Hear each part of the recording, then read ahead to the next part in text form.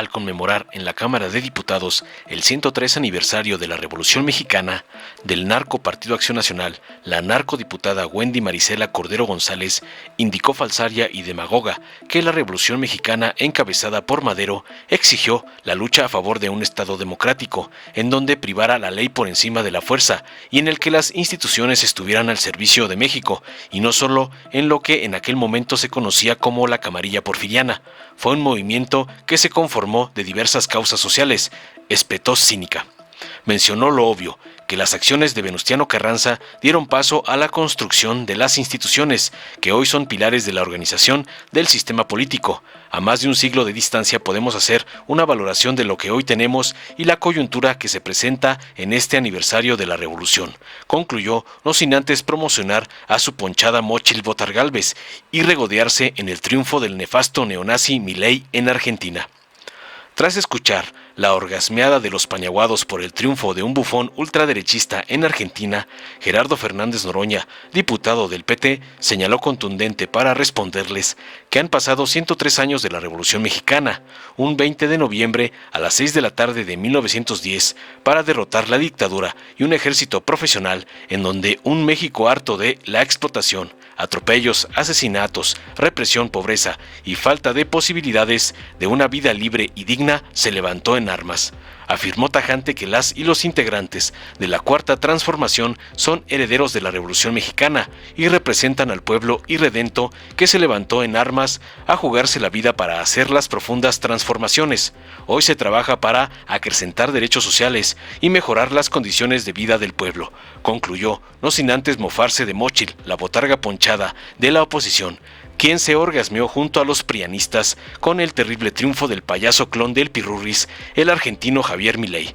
Veamos enseguida cómo el doctor Noroña despedaza a los narcoprianistas y a Xóchitl Botar Gálvez por celebrar el triunfo del asqueroso Javier Milei, como se lo ordenan sus amos Claudio X González y Narco Cortés. Con su permiso, Presidenta. Adelante, diputada. Diputadas y diputados, el día de hoy celebramos un aniversario más de la Revolución Mexicana. La primera década del siglo XX en México se caracterizó por una serie de condiciones que ponían en vilo la gobernabilidad del país. El poder se concentraba en un solo hombre, Porfirio Díaz. Las libertades políticas se sacrificaban en aras de un progreso material que no alcanzaba a todos los sectores sociales del país. Se padecía de un gobierno que se prolongaba ya por más de 30 años, en donde los derechos de los ciudadanos comenzaban a verse sumamente limitados por el abuso en el poder. La democracia no era un concepto que se tuviera por vivencia en esos tiempos. Madero tuvo entonces la visión política para, a partir de su libro La sucesión presidencial de 1910, impulsar en nuestro país el ideal democrático de los liberales del siglo XIX, a través de principios como la no reelección, el sufragio libre y secreto, así como la igualdad ante la ley. La Revolución Mexicana, encabezada por Madero, exigió la lucha a favor de un Estado democrático en donde privara la ley por encima de la fuerza y en el que las instituciones estuvieran al servicio de México y no solo de lo que en aquel momento se conocía como la camarilla porfiriana. Madero llamó a las armas al pueblo de México de manera aún inexplicable el apóstol de la democracia. Decantó su lucha por la vía del fusil y la bayoneta, siendo que toda su vida se había caracterizado por un pacifismo resuelto y abnegado. Quizás fue presa de la desesperación de su encarcelamiento o simplemente de sus propias pasiones, lo que lo llevaron a hacer un llamado a las armas y dar comienzo a la Revolución Mexicana el 20 de noviembre de 1910. Se trató de un movimiento que se conformó de otros muchos movimientos y causas sociales. La Revolución Mexicana vio pasar a diversas facciones que buscaban hacerse del poder más que demandar las causas sociales justas. De entre todas ellas, hoy reconocemos en particular la encabezada por Venustiano Carranza, quien al frente del ejército dio paso a la construcción de las instituciones que son pilares de la organización del sistema político que tenemos hasta nuestros días. A más de un siglo de distancia, podemos hacer una valoración de lo que hoy tenemos y de la coyuntura que se nos presenta en este aniversario de la Revolución. Hoy, como en aquellas épocas, tenemos un presidente que concentra el poder, que no dialoga, que solo impone su voluntad. Hoy está en juego nuestra democracia, nuestras instituciones, la división de poderes y los contrapesos. Y como muestra, simplemente habría que ver la terna que mandó el Ejecutivo para sustituir a un ministro de la Suprema Corte. El presidente solo quiere sumisión y, por lo visto, mantener el control del poder hacia el próximo sexenio en un nuevo maximato. Sí, esa es nuestra realidad, la de un presidente que, por más que hable del pueblo, nunca ha sido, ni es, ni será un demócrata. Estamos ante un gobierno populista al que no le importa pasar por encima de las instituciones para imponer sus ideas y sus ocurrencias. Hoy estamos ante la disyuntiva del México que queremos. Por un lado, el de la división social, el del insulto sistemático, el del atole con el dedo, el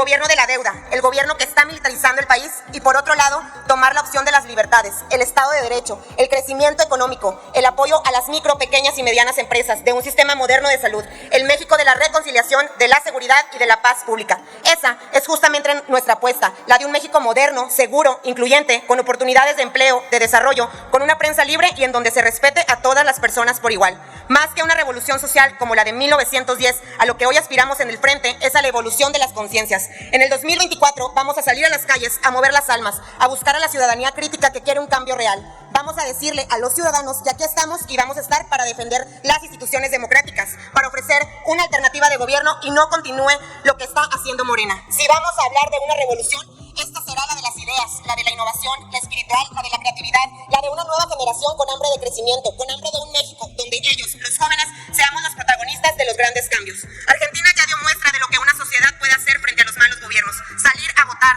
a participar, a expresarse sin importar lo que digan las encuestas. Hoy es nuestro turno de tomar las riendas para cambiar el rumbo de México. ¿Es cuánto? Muchas gracias, diputada presidenta. Si me paso de tiempo, aquí no funciona el reloj, entonces. Adelante, diputado. 113 años de la revolución, aquí lo he dicho más de una vez. Plan de San Luis, Madero dijo, fui a una elección sabiendo que me podían hacer fraude y me lo hicieron. Fui a la Cámara de Diputados a pedir la nulidad de la elección sabiendo que me la podían negar y me la negaron.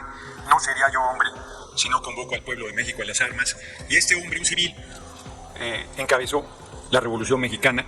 Se ha olvidado que también Ricardo Flores Magón, el gran revolucionario mexicano, convocó a ese movimiento armado también el 20 de noviembre a las 6 de la tarde, además, con hora y día de 1910.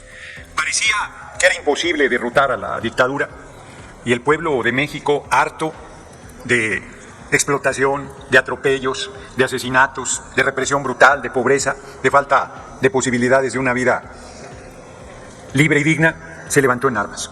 Hicieron la epopeya Mujeres y Hombres, muchos olvidados. Hay un libro que el Consejo Editorial publicó, Precursores de la Revolución Mexicana, Mujeres y Hombres olvidados, extraordinarios, otros reconocidos, otras reconocidas. Tomaron las armas y derrotaron un ejército profesional, lo que parecía imposible.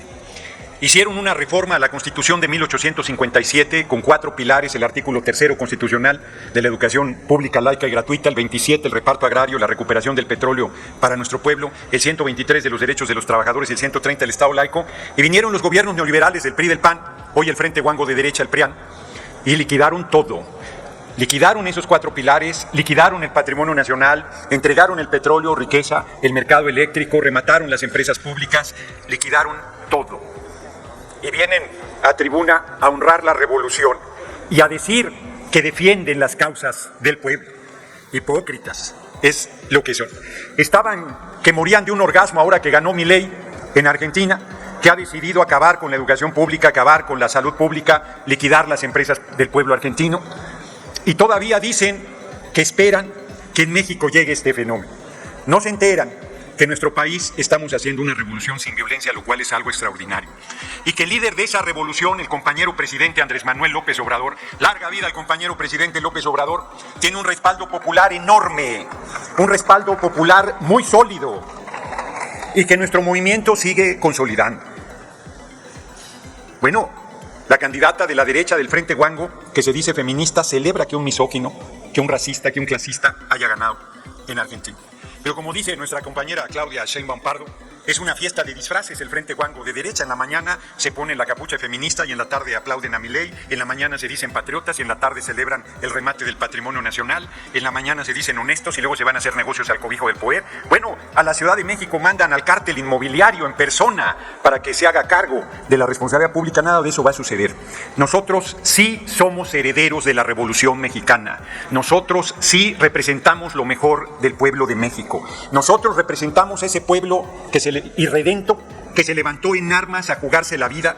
1 millón de mexicanas y mexicanos perdieron la vida en la vorágine de la revolución para hacer las profundas transformaciones que después los gobiernos del PRI y del PAN echaron atrás con absoluta desvergüenza, sin ningún rubor. Hoy la Cuarta Transformación trabaja para restablecer todo lo surgido de la Tercera y acrecentar los derechos sociales y mejorar las condiciones de vida de nuestro pueblo. No se hagan ilusiones, señores y señoras de la derecha, del PRI, del PAN y el PRD.